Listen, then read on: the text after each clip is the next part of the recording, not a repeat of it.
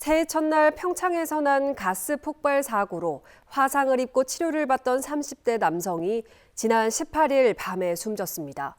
사망자가 나오면서 경찰은 이 사고가 중대재해처벌법상 중대시민재해에 해당하는지 검토하고 있습니다. 중대시민재해가 적용되면 강원도의 첫 사례가 됩니다. 유주성 기자입니다.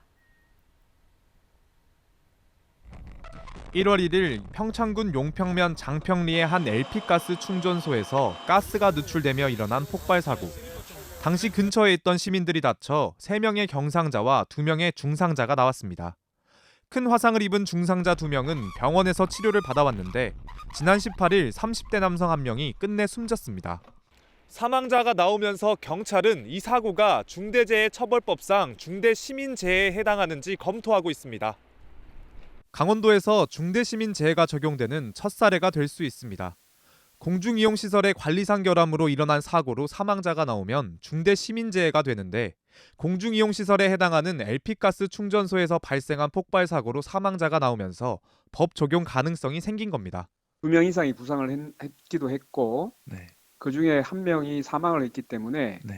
근데 그 법률에 나오는 안전조치를 취했느냐를 봐야 되고 경영 책임자는 그 안전관리에 대한 여러 조치들을 했느냐를 봐야 되겠죠. 안전관리자를 배치하지 않는 등 업체가 안전관리와 관련한 법을 위반했다는 사실은 이미 드러난 상황. 경찰이 주로 들여다보고 있는 건 LP가스 충전소의 면적입니다.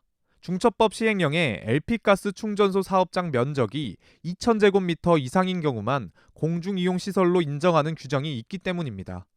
사업장 면적만 2,000제곱미터를 넘으면 중대시민재해가 적용될 가능성이 높은데 그렇게 되면 사업주나 경영책임자는 1년 이상의 징역 또는 10억 원 이하의 벌금을 물게 됩니다. 또 관리감독을 게을리한 법인에게는 50억 원 이하의 벌금이 부과됩니다.